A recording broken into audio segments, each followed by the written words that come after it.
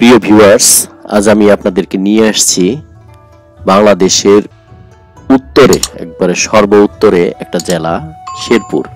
সেই শেরপুর জেলার একদম শেষ প্রান্তে, অর্থাৎ ভারত বাংলাদেশ বর্ডারের কাছে একটা উপজেলা, খুবই ছায়া সুনিবিড় সুশীতল একটা উপজেলা, নাম তার ঝিনাইগাতি। এই উপজেলায় নিয়ে আসছি। দেখেন এই উপজেলাটা কত শান্ত। এখানে যে রাস্তাটা দেখতে পাচ্ছেন, এই রাস্তাটা পিচ ঢালা একটা রাস্তা। এই রাস্তাটা চলে গেছে আপনার আপনার রাংটিয়া নামের একটা জায়গা আছে, সেই রাংটিয়া থেকে একটা রাস্তা ডানে চলে গেছে, সেটা হচ্ছে সেই রাবার বাগান। আরেকটা বামে চলে গেছে, সেটা হচ্ছে সেই গজনি অবকাশ। সেই জায়গায় চলে গেছে এই রাস্তাটা। তো এখান থেকে আমি আপনাদেরকে ভিউ পয়েন্টটা দেখাচ্ছি। এখানে যে দূরে যে একটা বিল্ডিং দেখতে পাচ্ছেন, এটা হচ্ছে আপনার নবনির্মিত সেই উপজেলা পরিষদ ভবন, উপজেলা কমপ্লেক্স, এখনো চালু হয়নি। আর এদিকে যে রাস্তাটা দেখতে পাচ্ছেন, এই রাস্তাটা সেই জেলা শহর থেকে চলে আসছে। অপোজিট সাইডে সেই জেলা শহর থেকে সেই রাস্তাটা দেখেন চলে আসছে।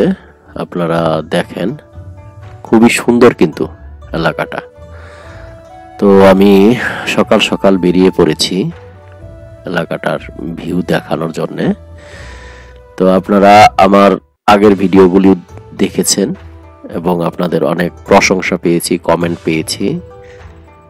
আপনাদের প্রশংসা, কমেন্ট আমার পথ চলার পাথেয় হিসেবে কাজ করে। তো আপনারা আমার ভিডিওগুলি দেখবেন, লাইক করবেন যদি ভালো লাগে। আর এখানে দেখেন, মানে এই ঝিনাইগাতি উপজেলার একটা ইদানিং একটা সমস্যা দেখা দিয়েছে। এটা হচ্ছে বালি, অবৈধভাবে বালি উত্তোলন। দেখেন এই যে এখানে আপনার যে বালিটা রাখা হয়েছে, তো জানি না এটা কোথায় থেকে এনে রেখেছে। মানে রাস্তাঘাটের আশপাশে যেদিকে আপনি দেখবেন যে এরকম বালির স্তূপ করে রাখা হয়েছে। তো এটা আসলে ওইভাবে স্পেসিফিক বলা যাচ্ছে না যে বালিটা কি কারণে এখানে রেখেছে। নির্মাণ কাজের জন্য। আশেপাশে তো এরকম নির্মাণাধীন কোনো ভবনও দেখতেছি না। সম্ভবত এখানে ব্যবসার উদ্দেশ্যে রাখা হয়েছে। তো যাই হোক, এখানে দেখেন একটা শতবর্ষী একটা গাছ, একটা কড়ই গাছ।